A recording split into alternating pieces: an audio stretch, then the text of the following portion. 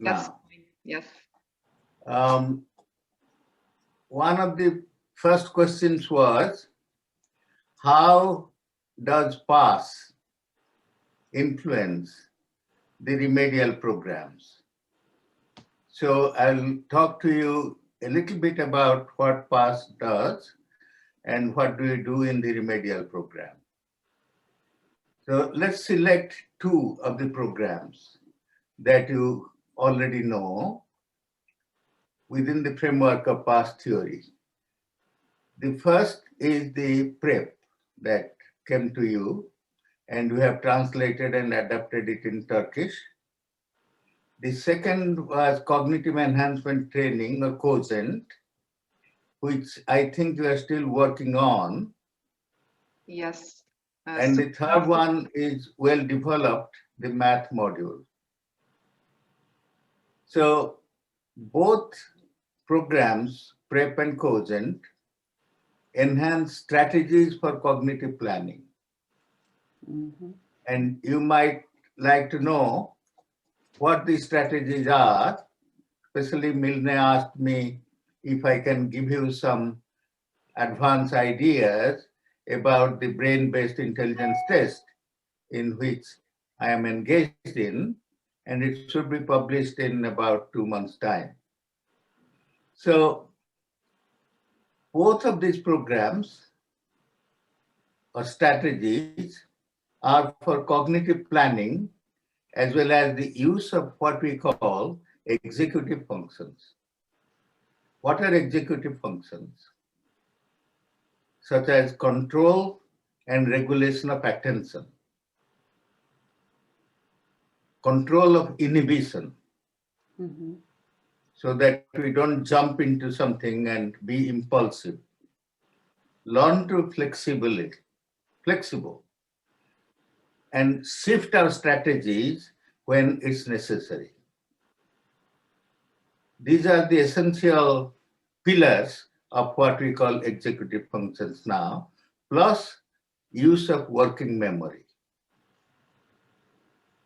It's apparent to all of you that in these programs that in which we try to help children or even adults to improve their strategies, we use the essential formulations of all of these. That we try to be flexible cognitively, we try to control our attention, allocate attentional resources when these are needed, and inhibit impulsive behavior. We also use a great deal of working memory in mathematics, in learning to read, in improving our literacy skills. And finally, the old theory which we started PASS, we also use how the strategies in which we analyze information or process information. So these being the fundamental pillars of our programs, let's see how our programs differ from ordinary teaching. Mm-hmm. We say that remediation or these interventions start where school learning has failed. If school learning is adequate, if the instructions are good, and you find that the kid is learning on his own or on her own, then we don't need any remediation program.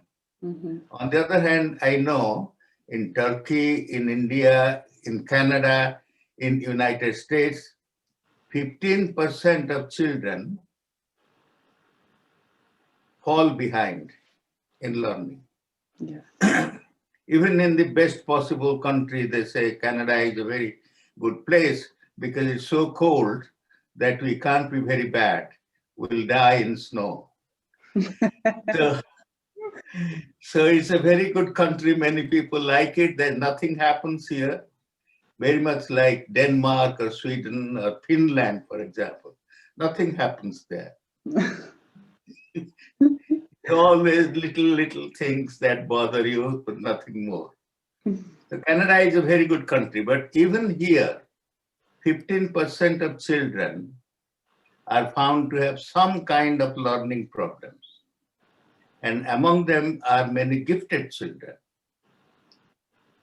They find it very difficult to get along with the slow pace of movement in instruction.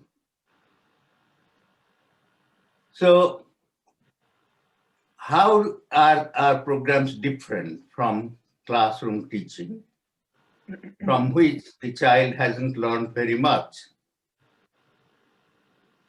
The programs use inductive method, that is learning through observation, learning through experience, encouraging discovery, rather than emphasizing direct instruction. The child's mind is not an empty bucket. Yes. The teacher, or you or I, who are concerned with teaching, are not pouring in knowledge into an empty bucket. The bucket already has a mind of its own. And that we know from birth. For example, take children's language perception. A newborn infant up to the age of 7 months can learn any language, can decipher the phonemes in any language. But gradually, by age 8 months, the child loses the synaptic conditions that are not necessary for that language learning. So, what happens then is that certain sounds cannot be perceived by age 8 months. So you see, the mind doesn't come like an empty bucket. It already has some developmental proclivities. Now, who said all of these things, or who has anticipated all of these things? Our programs are based mainly on some of that teaching. Two people stand out. It's Vygotsky and Luria. If Vygotsky did not die at the age of 34, he would have been much more famous than Piaget. For sure. Many people believe that. But he dies at the age of 34. I interviewed her daughter in Moscow.